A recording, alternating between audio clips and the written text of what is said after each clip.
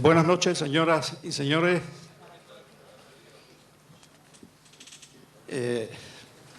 Tenemos que excusar la presencia esta noche de don Salvador García Cebada por unas dificultades personales que ha llamado.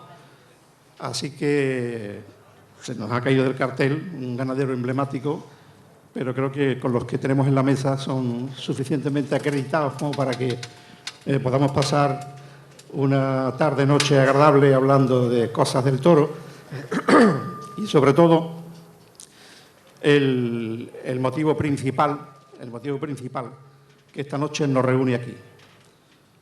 Y cuando todavía parece que revuelan aquí en esta carpa, en los medios de la Plaza de Toros de las Palomas, las voces de ese castellano viejo, Andrés Vázquez, que anoche nos hizo pasar una tarde deliciosa, en la que, como es castellano de Castilla, de la tierra, del pan y del vino, iba muy directo a las cosas.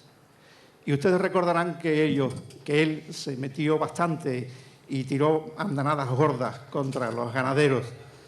Hoy no está él aquí, pero están ustedes, que fueron, digamos, los depositarios de todas las cosas que aquí se comentaron. Pero hoy nos reunimos de nuevo aquí en la Plaza de Toros de las Palomas, en el mejor sitio para hablar de toros y para meditar sobre la fiesta de los toros. Y nos reúne también un acto, yo diría que doloroso y de tristeza, porque lo mismo que el año pasado recordábamos aquí a nuestro queridísimo matador de toros, Miguel Mateo Miguelín, que se nos fue también tan a destiempo. Este año tenemos que recordar, y vamos a recordar con toda la emoción posible de buenos aficionados y sobre todo de amigos y compañeros, la no presencia de don Antonio Gavira Martín, que en paz descanse. Pero está con nosotros sus hijos, sus hijos, Salvador y Juan Gavira García, que son una dignísima representación y herederos de toda esa filosofía ganadera de su padre, y ellos nos van a ir explicando también muchas cosas que debemos saber de ellos y sobre todo de qué han heredado y qué ha quedado de ese pozo de sabiduría y de romanticismo que era Antonio Gavira en sus hijos y legítimos herederos, Salvador y Antonio. Y si fuera esto todavía poco, contamos con la presencia de dos ganaderos emblemáticos de una grandísima categoría. Solamente con decir Guardiola está casi todo dicho, y si decimos la familia Lozano, la casa Lozano, la representación con Pablo Lozano y don Alfonso Guardiola, verdaderamente creo que es una noche de categoría, una noche importante para hablar de toros. El protagonismo esta noche es Antonio Gavira, el legado de un ganadero. Yo recuerdo que Antonio, las muchas veces que he hablado con él, los muchos actos como este que he compartido con él, él siempre quería inculcar a sus hijos, y ellos lo dirán después, que el ganadero es un gerente, solo es un gerente de la ganadería, que tienen que interpretar la ganadería como una cosa que dura muchos años, que hacen falta muchos años, siglos para hacer una ganadería, y que un ganadero es un gerente de la ganadería. Esa era la forma de ver y la forma de interpretar lo que es una ganadería de toros y el interés y la dedicación que hay que poner siempre en algo tan extraordinariamente misterioso como es el toro de Lidia. Yo quisiera que el perfil del ganadero desaparecido de nuestro amigo Antonio Gavira, que se nos fue prácticamente cuando empezaba el año de una forma si no anónima, casi anónima, pero lo cogió, como se suele decir, con las botas puestas, lo cogió en el campo, en lo suyo, en lo que siempre quiso el campo. El perfil del ganadero, yo quiero que sean y que empiecen sus propios hijos a hacer ese perfil del ganadero. ¿Cómo era Antonio Gavira? ¿Cómo era y cómo ven sus propios hijos al ganadero desaparecido? Y después entraremos, como es lógico, en una discusión más en profundidad, si ustedes son capaces de soportarnos. Quiero preguntarle primero a Salvador y a Juan. Voy a empezar por Salvador. Salvador, arquitecto en ejercicio. Juan es farmacéutico en ejercicio. Y parece ser que se podría pensar que dos carreras universitarias importantes y muy difíciles podrían de alguna manera apartarlos a ellos de lo que es esa gerencia que su padre siempre les inculcó. Yo he hablado con ellos estos días bastante y les puedo garantizar a ustedes que el apellido Gavira y el hierro Gavira tiene muchísimo por venir en sus dos hijos que están esta noche aquí con nosotros. La palabra Gavira, el nombre Gavira, ¿qué representa ahora mismo en los hijos de don Antonio Gavira? Salvador o Juan, me da igual. Bueno, Crescencio, te agradezco mucho tus palabras y agradezco mucho a esta ciudad el homenaje que le está prestando a nuestro padre. Mi padre siempre denunció que esta comarca no había dado el suficiente reconocimiento a los hombres de campo que en una época llevaban a gala toda esta comarca. Eso, evidentemente, ya hace muchos años que ha cambiado porque han venido hombres con diferente sensibilidad. Agradezco de auténtico corazón, en nombre de mi familia, este homenaje al ganadero Antonio Gavira, a mi padre. Lo primero que quiero decir de mi padre es que él ha sido un hombre de campo y que ha vivido en el campo, al lado del toro, siempre. Y que las dos personas que más influyeron en mi padre han sido mi abuelo, Salvador Gavira, y un mayoral que se llamaba Antonio Álvarez, fallecido hace 3 o 4 años. Estas dos personas son las con las que mi padre siempre estuvo al lado y, evidentemente, son las personas de las que recibió la educación. Además, a mí me gustaría resaltar de una gran cualidad de mi padre, y es que siempre apostó por la solidaridad, siempre.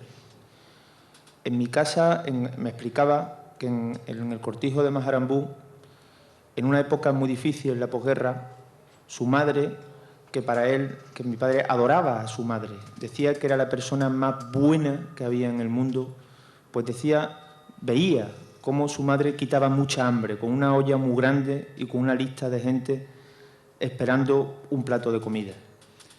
Esa ha sido la educación de mi padre. Ese es el origen de Antonio Gavira. Un muchacho enfermo porque padecía de mucha alergia y no hay los medios que hoy tenemos, y donde no se veía claro su capacidad física para poder desempeñar un trabajo. Y poco a poco, pues, fue consiguiéndolo. Es decir, que el origen de Antonio Gavira yo creo que es muy importante para conocer lo que después ha desarrollado como ganadero a lo largo de toda la historia de su vida para conseguir llegar hasta donde ha llegado, ¿no?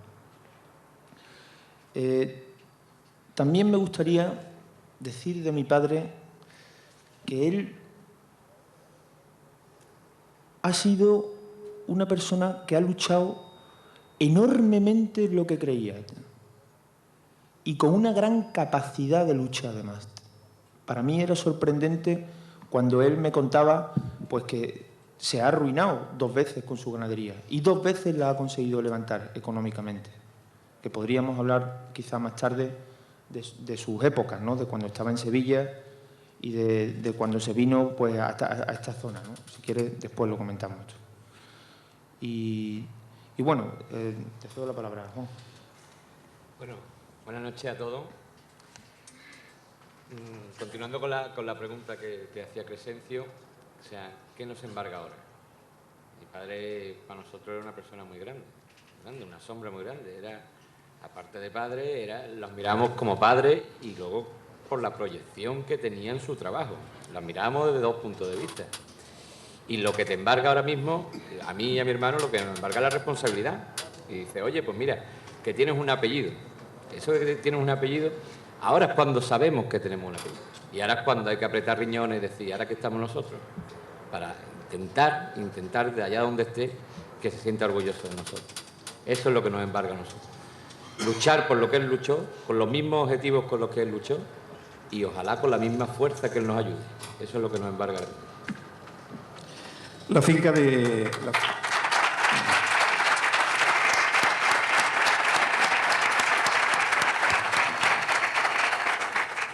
La finca, Juan, vuestra casa, siempre fue una escuela para muchos aficionados, siempre en puertas abiertas.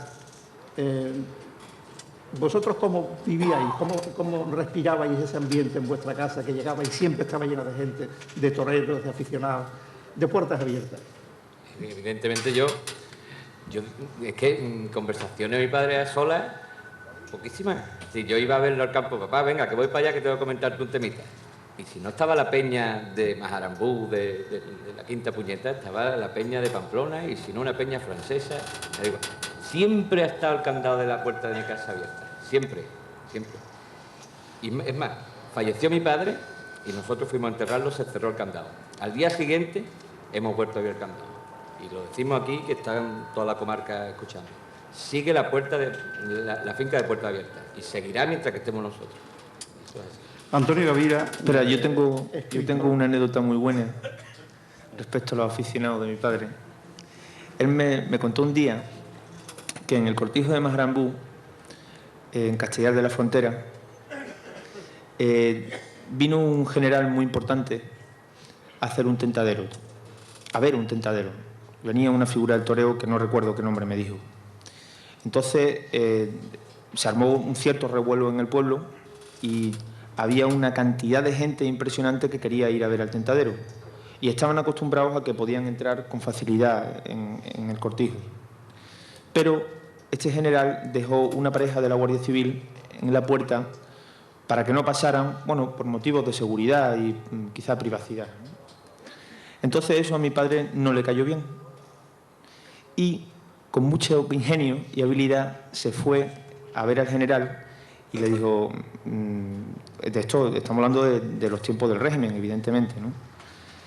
Pues le dijo, mi general, no se puede usted imaginar la cantidad de gente que ha venido a presentarle su respeto, pero a usted, y a darle la mano, porque le conocen y quieren saludarle. Y ha venido medio pueblo que quiere, pues, presentarle su respeto. Eso le cayó muy... Hombre, pues eso no lo sabía yo. Y le cayó muy bien al general. Y mandó que quitaran el candado de la puerta y entraron todos los aficionados que previamente mi padre les había aleccionado, pues que le diera la mano y que se quitara la gorra y que, bueno, pues le presentaran los respetos, ¿no? Claro, cuando ese general vio, no sé, pues 150 personas en fila india para darle la mano, ese hombre estaba impresionado, ¿no? Y fijaros con qué ingenio siempre estaba a favor de la gente, ¿no? Siempre. Hay un Antonio Gavira también, quizás un poco desconocido para muchas personas. Hay un Antonio Gavira escritor, hubo un Antonio Gavira poeta y hubo un Antonio Gavira muy romántico. Y Salvador, el hijo mayor, ¿puede dar fe de esto que yo estoy diciendo? Por supuesto, muchísima. Yo creo que mi padre tenía un gran afán intelectual y como vivía al lado del toro, sentía el toro.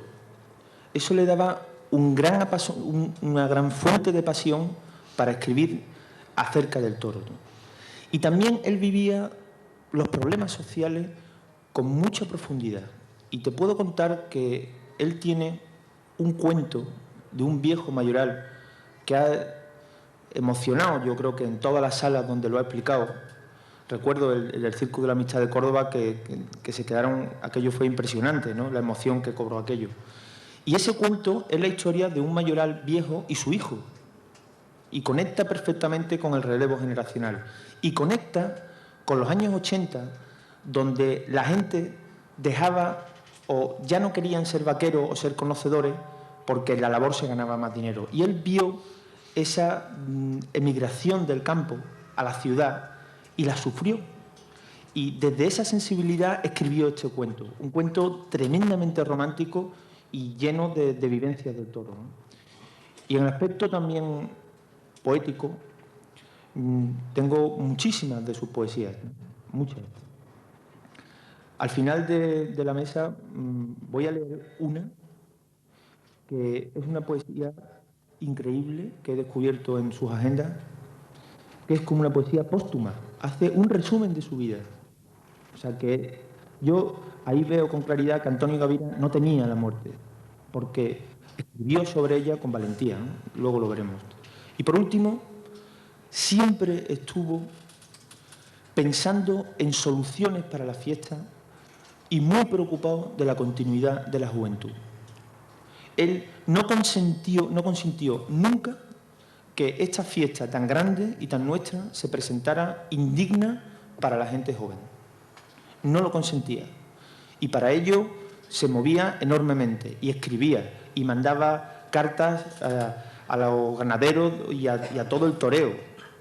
Desde la Unión de Criadores, donde fue directivo, él luchó mucho por la fiesta. Y últimamente tenía entre manos apoyar una federación donde se escribiera un libro blanco de nuevas ideas, donde pudiera ser realmente los cimientos del siglo XXI, porque siempre decía, y siempre lo escuché, que no es suficiente una gran figura del toreo para arreglar el toreo, sino que hacen falta unos cimientos de libertad, porque esa es, siempre lo decía, la palabra mágica del siglo XX es la libertad, pues la del siglo XXI también tiene que serla. Y figúrate, para mí personalmente, lo que representa el ver que mi padre era una persona que se cultivaba mucho para poder defender con propiedad lo que amaba. Hecho esta presentación íntima de Antonio Gavira, ahora corresponde naturalmente, digamos, otra faceta, la otra óptica del ganadero, del amigo desaparecido. Y para ello, naturalmente, contamos con la presencia de dos amigos grandes de muchos años, de casi 40 años de amistad, tanto con la Casa Lozano como con la familia Guardiola. Ese perfil del amigo, a través del ganadero, de los problemas de la ganadería, compartido con sus compañeros, queremos que don Alfonso Guardiola nos dé su particular opinión del amigo Antonio Gavira desaparecido. Buenas noches. Yo represento a una familia ganadera. Yo no soy el ganadero de verdad. El amigo de verdad de Antonio era mi hermano Juan. A Antonio le encantaba hablar con Juan de esta profundidad del mundo del toro.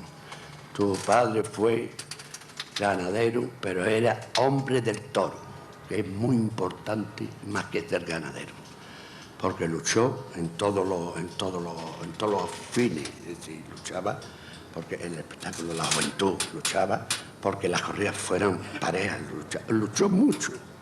Bueno, Antonio, pues, ¿qué te puedo decir? Los quería como toda una vida al lado de mi hermano Juan, y yo al lado de mi hermano Juan, pues, nos veíamos mucho. Antonio luchó y de verdad no se le ha dado el premio que se merece dentro de los ganaderos. Antonio no se ha cotizado como se ha debido cotizar entre los ganaderos. No se le oía las cosas que él decía, no los querían oír los demás. Muchos ganaderos se equivocaron con Antonio Gavira en este aspecto. Antonio fue, y debemos de vosotros, esas cosas que tenéis de recuerdo, mantenerlas, porque es muy importante, porque forma la base del nuevo espectáculo que tiene que aparecer en la fiesta nacional. Te lo digo de corazón. Gracias, don Alfonso. Bueno, Pablo, te toca a ti. Sé que te unía una gran amistad con Antonio, que frecuentabas mucho y venías mucho por aquí con él. Y todo lo que me has contado antes, cuéntaselo a los amigos de Algeciras, que estoy seguro que van a estar encantados. Buenas noches. Lo primero, disculpar la presencia de mi padre, Pablo Lozano Martín. Yo soy Pablo Lozano Perea. Mi padre no ha podido venir, razones de edad, y también que no le gusta hablar en público. Tampoco es tan difícil hablar de un amigo, y en este caso de Antonio, pues es un gusto y un honor. Yo con Antonio he compartido muchas cosas, porque era un hombre que te transmitía felicidad. Era un hombre vitalista, un hombre con una simpatía natural, una gracia impresionante y sobre todo con una pasión, y la pasión era el toro, desde cualquiera de sus aspectos, evidentemente, el primero como ganadero, pero también como vedor, no solo de toros, de toreros, del momento de la fiesta. Él era un hombre multifacético, también preocupado por la intelectualidad. Escribía, le gustaba el arte. Era un hombre, un amigo donde no había un rato perdido nunca con él, porque siempre te transmitía entusiasmo. Para mí fue una triste pérdida, porque además tuvimos la circunstancia de que el día anterior a su fallecimiento habíamos estado viendo un tentadero. Él quiso ver al último torero que apoderamos en estos momentos, que es Julio Benítez, y sabiendo que íbamos a torrear en Torre Estrella, apareció. No sé cómo se enteró, se lo diría a mi padre, y el caso es que él apareció. Disfrutamos un rato extraordinario con él, le encantó el torero, aportó ese vitalismo que él aportaba a todo en lo que él creía, y él, en lo poco que vio de Julio, nos transmitió esa creencia que te afianza. Como decía también Salvador, una de las cosas que se comentaron en aquella reunión era esa plataforma, esa unión que tenía que haber entre todos los sectores taurinos. Qué tan difícil es. Dentro de la misma reunión pues había dentro de lo que él planteaba, pues no todos estábamos tan de acuerdo en tantas cosas, porque no lo veíamos con esa vitalidad. Parece mentira que, habiendo gente de diversas edades, él, que no era ni el mayor ni el más joven, pero era el que nos transmitía a los jóvenes que estábamos allí y a los mayores esa firme creencia en que unidos en el mundo del toro tenemos soluciones. La verdad es que ojalá le sigamos y tengamos esa paciencia y esa vehemencia en nuestras ideas, y podamos, allá desde donde él está, ser un buen espejo y una razón de satisfacción para él. Creo que ya más o menos. Bueno, hecha estos dos perfiles, el más íntimo, familiar, y el de los amigos, yo creo que podríamos entrar, con el permiso de todos ustedes, un poco más en profundidad, porque parece ser que son los ganaderos los culpables de muchas cosas que ocurren en las fiestas de los toros, y vamos a ver si podemos aclarar si son ellos los culpables, si hay más culpables, y si entre todos esta noche podemos sacar algo en claro aquí. Tengo que decir una cosa, y es que hay una especie de paradoja, porque parece que la fiesta de los toros siempre ha sido una fiesta machista. Se ha acusado de que es una fiesta machista, y precisamente hay una mujer muy joven, doña Evangelina Naranjo, que es la consejera de Gobernación de la Junta de Andalucía, que está haciendo una labor extraordinaria y está empeñada en sacar un nuevo estatuto, un nuevo reglamento para la fiesta de los toros. Y yo me gustaría comentar este tema con los ganaderos aquí presentes. Esta joven mujer política, con un cargo importante en la Consejería del Gobierno de Andalucía, pretende devolverle a la fiesta la autenticidad que ha perdido. Y yo no sé si los ganaderos, independientemente de muchos más factores de los que vamos a hablar, ella está empeñada en revalidar y volver otra vez, de darle a la fiesta de los toros, en la suerte de vara, ese primer tercio, la autenticidad, y que sea el primer escalón para que la fiesta de los toros vuelva a ser al menos creíble en muchos aspectos. Ella pretende, en este nuevo reglamento, que seguramente va a empezar a funcionar ya para el año que viene, para esta época estará en vigor, habla de que sea el torero el que tenga la autoridad del toro en ese tercio, que ella mantiene contra viento y marea, que el que más le interesa estar bien es al torero, y que estando bien el torero está bien el ganadero y está bien el público. Entonces le quiere darle autoridad al torero, y que sea él quien decida si tiene que recibir una vara, 2 o 3 o 4, como hemos visto hoy, este año en San Isidro, en Madrid, como ha habido toros que han necesitado 3 varas y han sido aplaudidos por el público. También ella complementa todo esto con unas circunstancias de todo lo que concierne a la fiesta de los toros, ¿no? Como es la autenticidad en la fiesta y después valores en la fiesta que vamos a determinar ahora y que Juan Gavira comparte de una manera extraordinaria. Y el otro día, hablando con él, entre los muchos problemas que tiene la fiesta de los toros, hay uno que es fundamental. Y yo creo que los ganaderos aquí tienen que estar de acuerdo, que es la viabilidad económica. Juan decía que no puede seguir siendo la ganadería de toros bravos un regalo para señoritos ricos, que la ganadería tiene que ser otra cosa, que tiene que haber ideas empresariales nuevas, que tiene que haber un nuevo enfoque de las ganaderías para que esto pueda seguir subsistiendo, que esa etapa romántica de la fiesta de los toros no es que haya quedado atrás ni ha desaparecido, pero los nuevos tiempos implican nuevas formas de llevar una ganadería. Juan, tu sentido de este tema, ¿cómo lo planteas? Bueno, yo todo lo que mis impresiones personales y mis ideas sobre el respecto vienen de mi padre, evidentemente. Mi padre era un revolucionario de la fiesta y además revolucionario lo digo con la boca ancha, porque él mantenía que había de tener una tendencia, llamémosle purista, pero que había que revolucionar de tal manera la fiesta que fuera hasta exportable, pero no exportable en países latinoamericanos, no como tal al uso como la conocemos, sino que debe haber nuevos formatos de la fiesta que habiliten a que podamos competir con otros espectáculos. Y este tipo de nuevos formatos no hay que rasgarse las vestiduras, que si tienen que ser menos sangrientos, deben de ser menos sangrientos. Y lo que sea con tal de exportar nuestra fiesta. Nosotros podemos competir porque tenemos un arte de primera, un arte mejor que cualquiera. Y ante eso, ante un pitón, pasando por la barriga de un torero, mi padre decía que se podría competir contra cualquier espectáculo. Con esa verdad se podía ir a todos lados.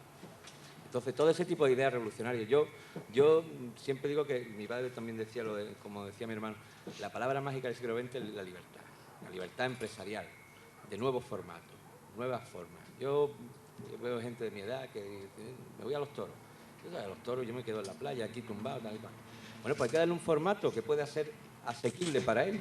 Si no es a las 6, pues será a las 10. Y si tiene que ser aparte del de las 6, pues será aparte del de las 6 de la tarde. Nuevo formato. ¿Que no es con 6 toros? Pues será con 2 y un cantado flamenco. Que a lo mejor 1 y un caballo, pues a lo mejor 1 y un caballo. Que a lo mejor no hay tercio de vara y solo hay tercio de banderilla. Nuevos formatos paralelos a los anteriores. Mi padre era un revolucionario y siempre decía, la fiesta debe ser exportable. Los que determinen el tipo de producto que tenemos que exportar deben de ser gente que sabe más que yo, evidentemente, pero que debe ser exportable y no nos debe avergonzar nada que haya otro tipo de formato dentro de la fiesta. Eso tenemos que meternos en la cabeza porque, yo lo digo así de claro, la edad media de este foro, de la gente aficionada, no es el mío y el futuro está en la gente joven y nos tenemos que meter en la cabeza que aparte del purismo tiene que haber nuevas líneas. Bueno, yo creo que es un aspecto, yo diría casi revolucionario, de enfocar lo que es una corrida de toros. Yo me gustaría que don Alfonso Guardiola nos dijera algo sobre este particular, a ver si quizás los fundamentalistas del toreo o los más clásicos, esta idea es un poco difícil de asumir o hay que ver esto con otra mirada distinta. Yo quiero decir a la señora Naranjo que me encantan las nuevas leyes que quiere sacar, pero que sepamos y nos enteremos que el torero en el primer puyazo quiere terminar su terna. Si la bravura se pierde porque lo va a matar en el primer puyazo, se termina, no se dan 3 puyazos. Eso que lo sepáis. El torero no quiere quitar la violencia, quiere quitar todas esas cosas, las quiere quitar en el esto. Y segundo, la viabilidad económica. Pues yo hice perito agrícola y me parece que en el año 61 o 60 terminé la carrera y la tesis doctoral fue Estudio económico de una ganadería brava. tuvo el catedrático que me tocó 4 veces devolverme lo que yo ponía en aquello, que no era rentable, que era imposible. Le saqué hasta el céntimo que valía la paja. Le puse todo perfectamente. Y ese hombre me dio la nota máxima que él dio en su vida. Pero me decía, ¿y por qué? Si no es negocio, ¿por qué lo tenéis? Yo, hay 2 cosas muy importantes. Tu amor, tu afición al toro. Y los negocios que te dan pertenecer al mundo del toro. Negocios exteriores. La ganadería, ¿cómo es ganadería? Antieconómica. Pablo, toca a ti. Primero la idea que ha expuesto Juan. Un poco atrevida, quizás, ¿no? Bueno, pero hay que hablar con cierta claridad también. A mí me parece muy bien, hay que incorporar... la fiesta se basa en la tradición, pero la tradición va variando y va ampliándose. Entonces se amplía a base de imaginación. A mí me parece bien que todo aquello que sea razonado y sea ventajoso y posible se vaya haciendo paulatinamente. Me parece bien lo que dice la señora sobre el nuevo reglamento y contrario a lo que dice Alfonso, que no es que discrepe, pero creo que el director de Lidia efectivamente tiene que serlo y tiene que garantizar que el espectáculo que él quiere dar, él asuma ese protagonismo una vez más y de una manera más total, diciendo con su experiencia y con su empeño el número de puyazos que quiere incorporar según las condiciones del toro, a lo mejor con un puyazo, con medio puyazo, como vemos en algunos sitios, porque el toro no, o con 3 puyazos o 4, los que hicieran falta, depende de las condiciones y de su momento, ¿no? En cuanto a lo que dice Juan, evidentemente quería yo aportar otra cosa. Toda la imaginación y todo nuestro entusiasmo y toda nuestra capacidad de imaginación que podamos tener tiene que estar amparada por la Administración. La Administración muchas veces, de manera local o de índole nacional, está coartando las posibilidades de este espectáculo. No voy a hablar de Barcelona porque de todos es sabido. Es decir, ¿qué imaginación podemos incorporar cuando ya sobre lo que hay resulta que es que quieren negar la mayor? Y es que el mundo del toro, la fiesta taurina, es un espectáculo con una raigambre y con una tradición impresionante de todos los pueblos de España. Y los catalanes son parte de los pueblos de España. Entonces, en ese sentido, mayor respeto y mayor, no solo respeto, sino complicidad de la administración, de las administraciones con el mundo del toro. Pero para llegar a cualquier solución o cualquier cosa, está la palabra muy manida, muy utilizada, el consenso. Y yo creo que uno de los grandes problemas que tiene hoy en día el mundo del toro es que aquí cada uno va por su sitio. Y la Unión de Ganaderos va por un sitio, los toreros van por otro, los banderilleros van por otro. Yo creo que esa falta de unidad absoluta que hay hoy en día en la fiesta de los toros es la que se utiliza muchas veces para combatirla. Aquello que decían, ¿no? Divide y vencerás, ¿no? ¿No creen ustedes que a la fiesta de los toros habría que empezar por unificar muchos criterios y que lo que se acuerde sea un acuerdo verdaderamente que se pueda llevar a la práctica y que no sea siempre lo mismo, que cuando hay una reunión de toreros, los ganaderos dicen que no y cuando son los ganaderos dicen no? ¿Habría que empezar por ahí? Es posible. Yo estoy, como decía Alfonso, si uno hace un análisis escrupuloso del esfuerzo que te cuesta el económico, de trabajo,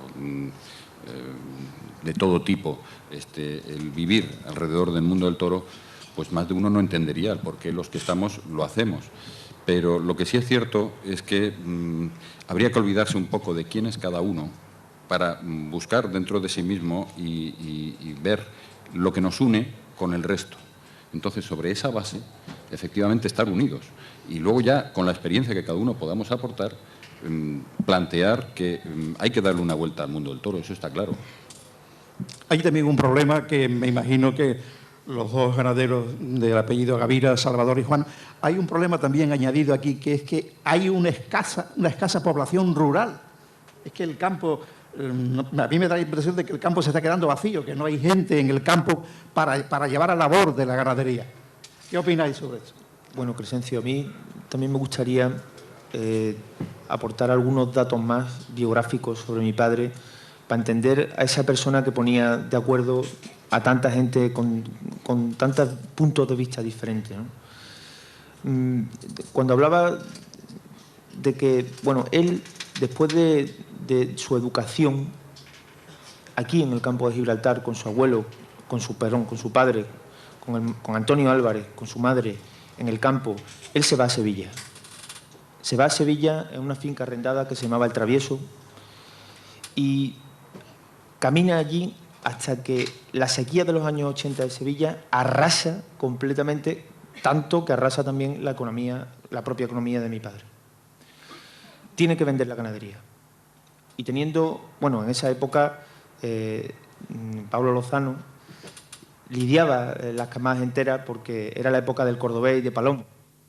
Mi padre era joven y con un gran ímpetu vivió esa época intensamente, ¿no? Y me decía que él quedaba el primero en las listas de que el más lidiaba en aplauso en esos años, junto con Antonio Pérez de San Fernando, que siempre era Gavira y él, siempre lidiaban casi 100 toros, ¿no? Y lo decía con un gran orgullo y con una gran profesionalidad. Pero viene esa sequía y él no puede soportar económicamente aquello teniendo una finca en arrendamiento. Entonces se queda con 50 vacas. Pero era tan valiente que le pegó hasta un natural a su ruina. Y en vez de vender los machos, vendió las vacas y se quedó con todos los machos. Porque él pensó que en esos años tan malos el toro iba a valer mucho dinero.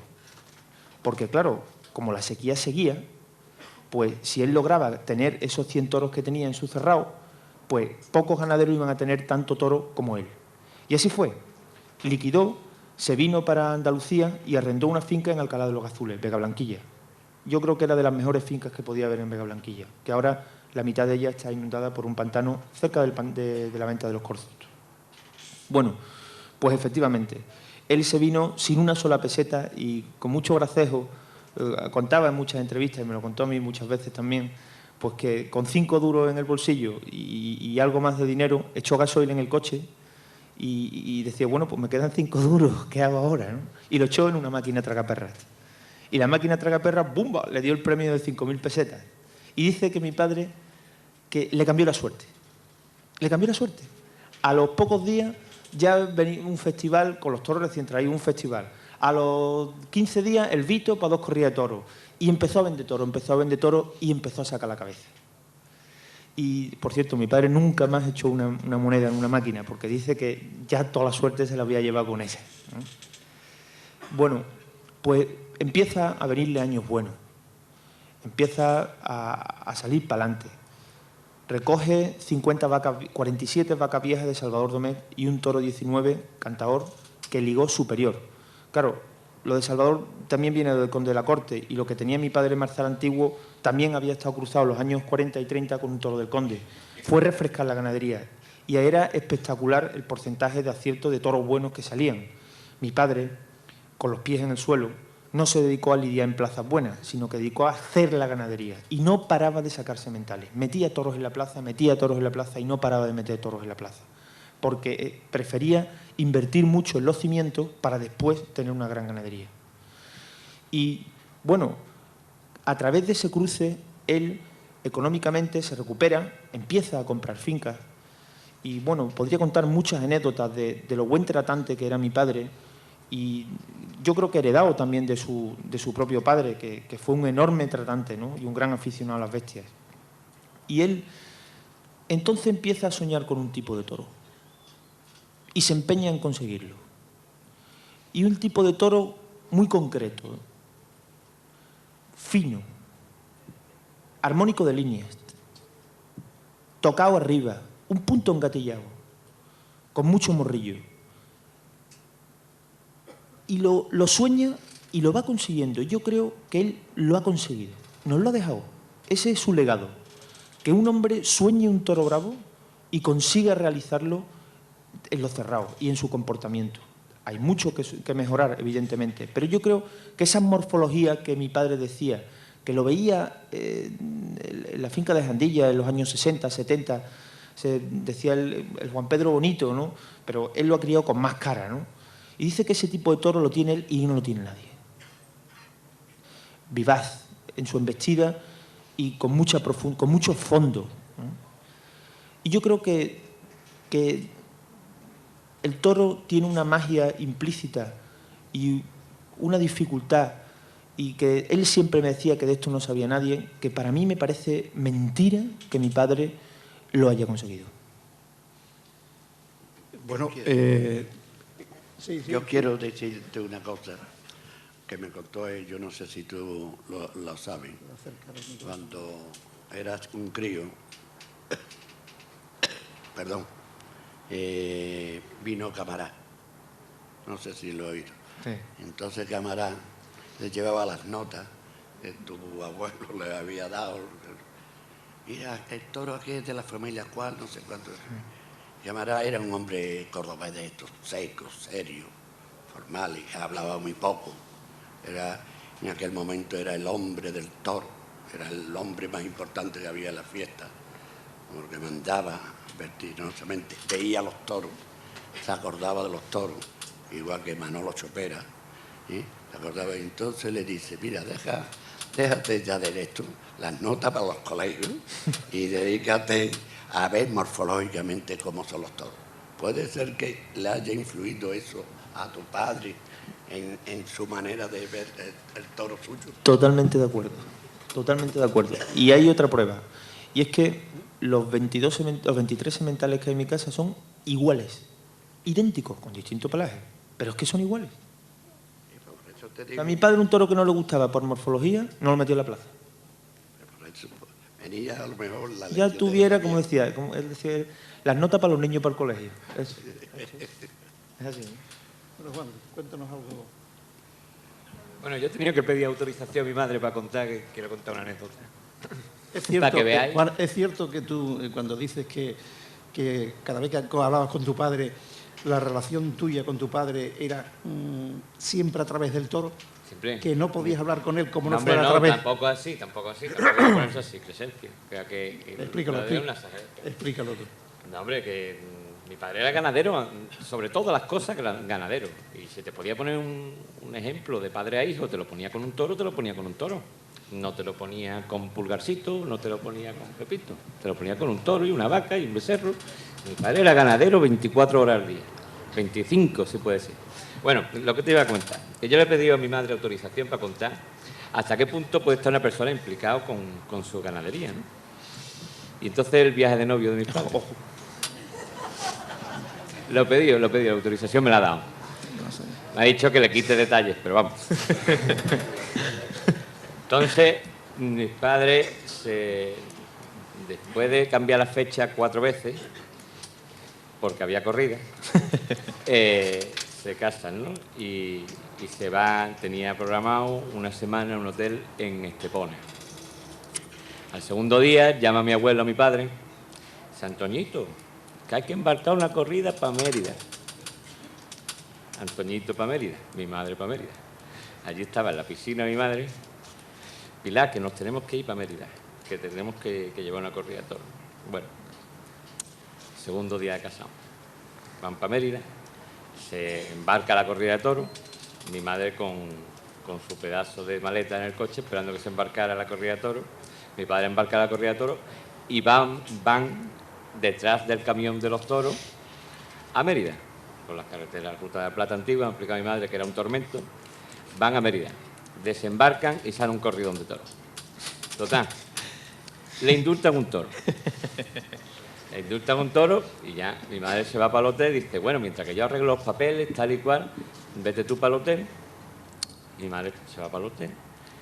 3 de la mañana, a las 4 de la mañana, mi padre sin aparecer. 5 de la mañana, sin aparecer. Y llega corriendo a la habitación y le dice, Pilar, haz la maleta, que nos llevamos el toro, que el empresario se lo quiere quedar, nos llevamos el toro en contra de un camionero de Algeciras que va de vuelta con fruta y nos llevamos el toro que el empresario se lo quiere quedar. Haz la maleta y espérame con el coche arrancado abajo. Estos viajes de novio, ¿eh? Bueno, esto, espérate.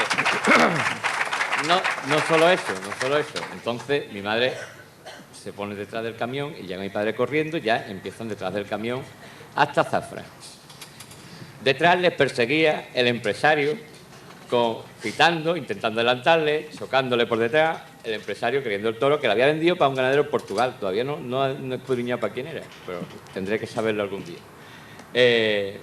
Bueno, pues nada, ya paran la Guardia Civil, lo llaman los perseguidores, la Guardia Civil lo para y se tiraron como hasta la noche en el cuartel de la Guardia Civil, que salía un cabo, por lo visto, cada media hora a ver cómo estaba la salud del toro.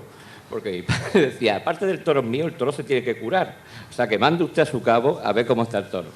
Al final coincidió con un juez ecologista y dice, el toro lo que primero que hay que hacer es curarlo. ¿Quién sabe curarlo? Y dijo mi padre, pues el que mejor los cura de España soy yo.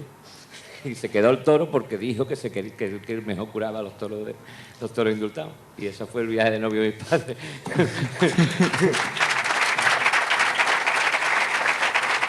Y es verdad, él ha curado muchos toros, todos los toros que se le han indultado en sus plazas. Por ejemplo, me acuerdo en La Línea, toro predilecto, en los barrios, en Brujao, Cortapuro, en Estepona. Estos son los tres más recientes. Los tres los salvó.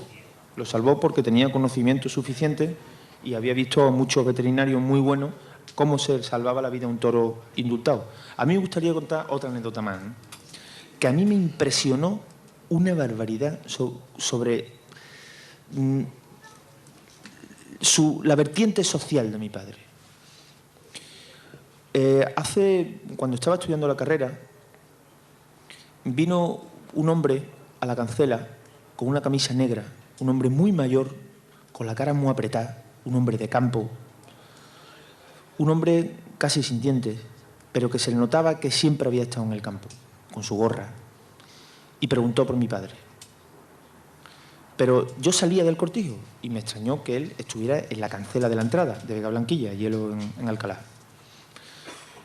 Y yo le dije que mi padre estaba de viaje porque había salido con una corrida de toros y yo me había quedado porque se embarcaba una novillada para otro sitio y yo iba a salir con la novillada a los 2 días. Mi padre creo que estaba en Zaragoza, me parece. Entonces este hombre le dije que mi padre hasta dentro de 3 días no venía. ¿Y cuál es mi sorpresa? Que voy al pueblo por unas cosas y ese hombre sigue allí. Y me abre la puerta. Y bueno, hasta luego. Pero me voy para el cortijo y entra otra persona por la noche y me dice, oye, que ahí hay un hombre en la puerta. Digo, no me diga que será este hombre. Pues salgo por la noche. Digo, mire usted, ¿quiere usted algo? ¿Quiere usted pasar al cortijo? ¿Quiere usted una cama? ¿Quiere usted comer? No. Yo hasta que no venga tu padre no entro en tu casa. Digo, bueno, pero es que mi padre va a tardar 2 días. Dice, bueno, pues aquí me quedo. Digo, bueno, y intenté convencerlo y no hubo manera, total, que le tuvo que arrimar algo de pan y algo de comer, un poco queso, un poco jamón. Y el hombre estuvo 2 o 3 días en la cancela hasta que llegó mi padre. Claro, la persona que entraba dijo, joder, coño, que bien te van las cosas, Gavira, tienes a un tío nada más que para abrir las cancelas cuando entra en tu casa. Eso para empezar. Cuando llegó mi padre, reconoció rápidamente a ese hombre. Se llamaba Juan Fuengirola. Era de Fuengirola, evidentemente. Y lo que venía a pedirle era trabajo. Y le contó que, bueno, pues que él ya mayor, pues evidentemente no le querían dar trabajo en ningún sitio, que él vivía con su hija y con el marido de su hija y que él notaba que él había tenido mucha dignidad en el campo y que en su casa le faltaba dignidad. Y se acordó de mi padre. Y fue de Fuengirola hasta buscar dónde estaba Antonio Gavira a pedirle trabajo. Por supuesto, mi padre no tenía trabajo para él, pero se lo dio. Y allí pasó todo el verano. Y a mí me impactó muchísimo. Juan Fuengirola había trabajado ya con el abuelo, con mi abuelo. A mí me impactó mucho que una persona que haya trabajado con mi padre pase los años y recuerde la dignidad del trato de la persona que le mandaba y le pagaba. A mí eso me impresionó sobremanera. El cariño que mi padre tiene a las personas que trabajaban con él era patente. Y nosotros ahora mismo intentamos tener ese mismo cariño con las personas que trabajan con nosotros. Pero ha sido impresionante la respuesta de nuestro mayoral, de Jorge, de Pablo, de Pedro, que es el más antiguo de mi casa. Ha sido increíble cómo esos hombres se han sentido con una responsabilidad tan grande como la nuestra por haber compartido el trabajo. Y bueno, podría seguir contando algo. Pablo quiere también contar algo Bueno, de Antonio, una cosa muy personal, ¿no? Sí. Hace ya muchos años yo soy escultor. Yo hice 3 años de Bellas Artes en Sevilla y la especialidad en Madrid, en San Fernando. Pero después de los 3 primeros años, donde coincidí mucho con Antonio y le vi mucho, fuimos a ver los toros juntos, en fin, coincidíamos, comíamos, en fin, un montón de cosas. Yo hice una exposición, mi primera exposición la hice en Sevilla y eran unos bronces taurinos. Mi buen Antonio apareció de los primeros en la exposición y se interesó por una pieza, un toro. Antonio, aparte de todo, era un tratante excepcional. Y una vez que designó la pieza que le gustaba y cómo le gustaba, me guiñó un ojo y me dijo, me harás una rebajilla. Y claro, como no lo iba a hacer yo una rebajilla. Cuando ya consiguió la rebajilla, me pegó un abrazo y me dijo, en el arte nunca se rebaja, y me dio todo el dinero. Era un Toma ya.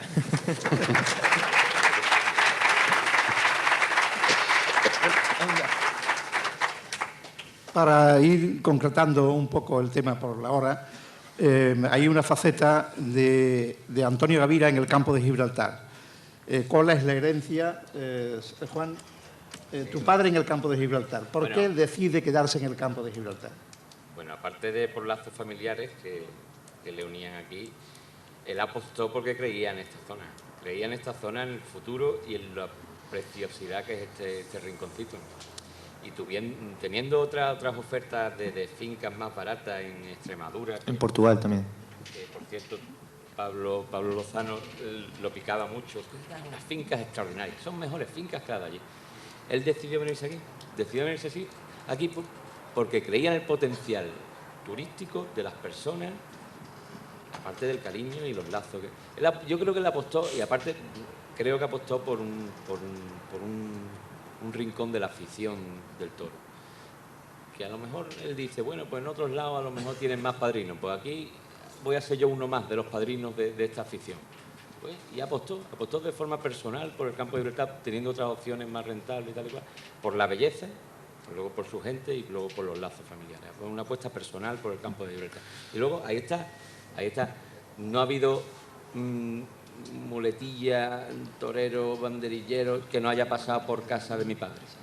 Todo ha pasado por casa de mi padre y todo se le ha echado una mano en la manera que se ha podido, que él ha podido. A todo el mundo le ha echado una mano. Él ha sido, yo creo que ha sido referente de la fiesta en el campo de Gibraltar, pero por su apuesta personal y por su trayectoria y por cómo se daba a la afición del campo de Gibraltar. Allí entraba igual una figura del toreo, con la misma categoría entraba una figura del toreo, que es un aficionado. Al primer aficionado le echaban igual de cuenta que le podía echar al máximo figurón del toreo. Todo el mundo era mirado por igual en casa de mi padre. Yo creo que sí. Y además hay una circunstancia que viene a corroborar toda esta trayectoria, este perfil humano y ganadero de nuestro querido amigo Antonio Gavira, y es que no solamente era considerado por aquí en Andalucía, en Sevilla, que era un personaje imprescindible en el callejón de la Maestranza de Sevilla. Hace muy poco tiempo, creo que fue el día 29 o el día 30 en Madrid, en la Plaza de Toros de las Ventas, se le dio un gran homenaje. Correcto. En el que estuvisteis vosotros dos presentes. ¿Podíais comentarnos algo sobre lo que se dijo allí de Antonio Gavira en Madrid? En Madrid. Bueno, solo algo sobre lo anterior que ha dicho mi hermano, y es que también mi padre nos hablaba mucho de nuestros primos, ¿no? Aquí está mi hermana, la hermana de mi padre, mi tía Ana. Él veía que es una familia muy ganadera y él siempre nos dijo que era nuestro espejo, ¿no? Eso a él también yo creo que fue otra cosa que le amarró aquí, ¿no? Que él veía que su familia, que eran como él, camperos, agricultores, luchadores, estaban a su lado, ¿no? También aquí en Algeciras mi padre tenía uno de sus mejores amigos, ¿no? Que era el doctor Romojaro, ¿no? El que lo quería con locura, era un cariño mutuo, ¿no? Respecto al homenaje, a nosotros nos ha impactado mucho el cariño de la gente del toro, de los que mueven los hilos del toro, ¿no? Pablo Lozano estuvo comiendo con nosotros, bueno, la casa chopera, así, impresionante, ¿no? Con todas las figuras del toreo, los veedores, un gran respeto y dándonos muchos sitios, ¿no? Y fue muy bonito el de la dinastía Bienvenida, fue el origen de ese homenaje. Fue muy cariñoso, se estuvo hablando mucho de su figura. Nos impactó mucho que desde tantos sitios se haya querido tanto a nuestro padre, ¿no? Que cuando él murió, mucha gente sintió que algo dentro de él moría, ¿no?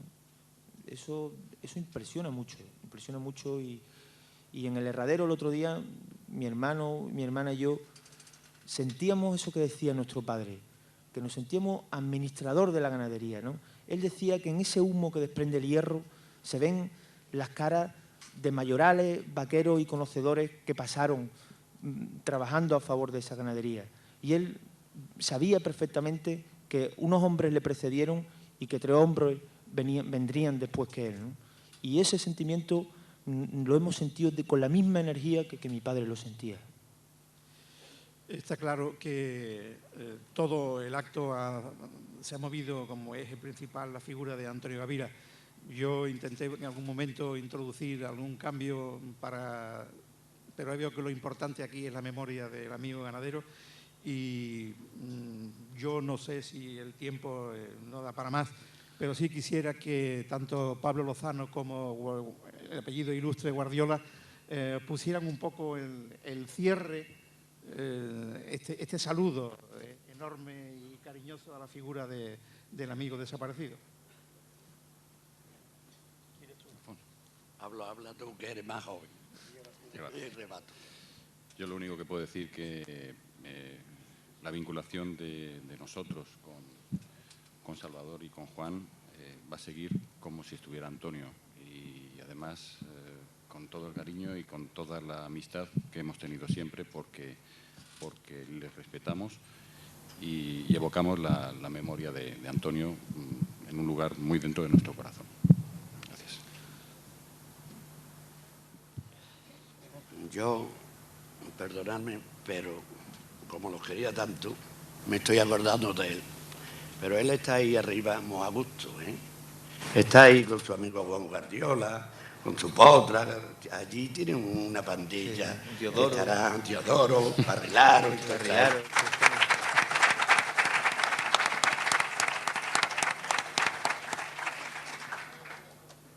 Entonces las últimas palabras van a ser las del propio Antonio Gavira en un documento póstumo, en un documento que es como un legado de lo que él sentía y lo que él quería, y que esas palabras van a ser el cierre, yo creo que muy brillante, de la memoria del ganadero, y lo va a leer Salvador.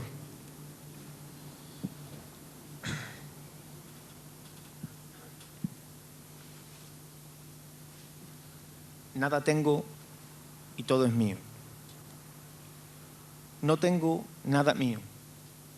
El cuerpo me lo ha dado Dios por una temporada. La ropa se va quedando vieja sin enmienda posible. El amor se enterrará en mi tumba con la última lágrima. Mis versos caerán en el desuso del andar de los días.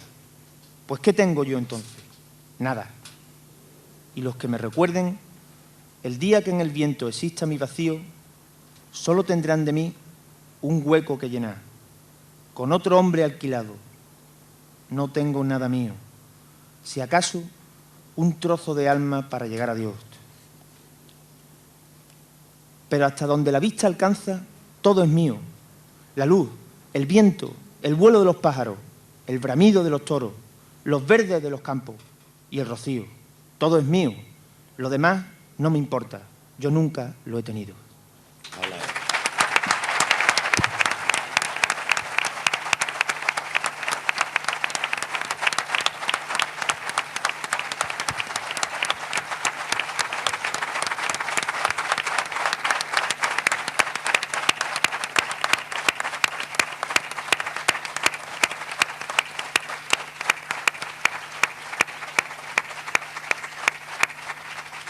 Estas palabras ponen en brillante final al recuerdo de su padre, al recuerdo de un queridísimo amigo nuestro, de un gran ganadero que ha sido refrendado como tal por dos nombres, yo creo que muy importantes de la ganadería brava española, y lo único que le podemos decir todos los que estamos aquí a sus hijos, a Salvador y a Juan, al apellido Gavira, de que su padre sigue vivo entre nosotros y que sus toros, ese toro que él consiguió, el toro de Gavira, esa ilusión tan tremenda que tenía con ese toro bonito, contrapío, muy bueno para el torero, y si es bueno para el torero es bueno para todo el mundo, que sigan naciendo en Soto de Roma, en sus fincas, y que el nombre de Gavira, el hierro de Gavira, yo creo que tiene un futuro muy prometedor en estos dos hijos universitarios con carreras brillantes, pero que tienen muy claro el compromiso que tienen contraído con su familia y con la herencia y el legado hasta romántico de su padre. Así que muchísimas gracias, señoras y señores, por su atención, y hasta mañana, si Dios quiere.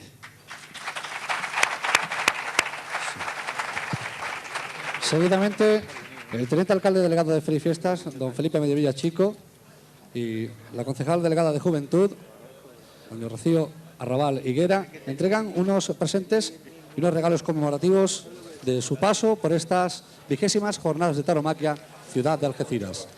A todos ustedes les esperamos mañana a partir de las 21 horas. Y aquí vamos a finalizar esta retransmisión que en directo lo hemos ofrecido desde el Coso de Las Palomas, segunda noche de las Jornadas de Tauromaquia, hoy homenaje a don Antonio Gavira. Antonio Gavira, el legado de un ganadero, con las palabras, con los recuerdos, con el pensamiento de sus hijos, de Salvador, de Juan, también con los recuerdos de Alfonso Guardiola.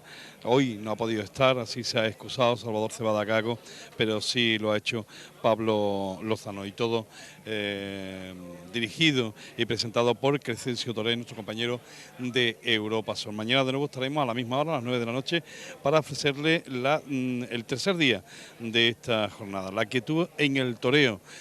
Va a intervenir José Miguel Arroyo Joselito y don Carlos Marzal, que es Premio Nacional de Poesía y también un gran aficionado. Va a presentar David Casa, periodista de Taurino del Canal Plus y de la cadena SER. Así pues, nos despedimos desde aquí, desde el Coso de Las Palomas, y mañana a la misma hora, tercera noche de las Jornadas de Tauromaquia.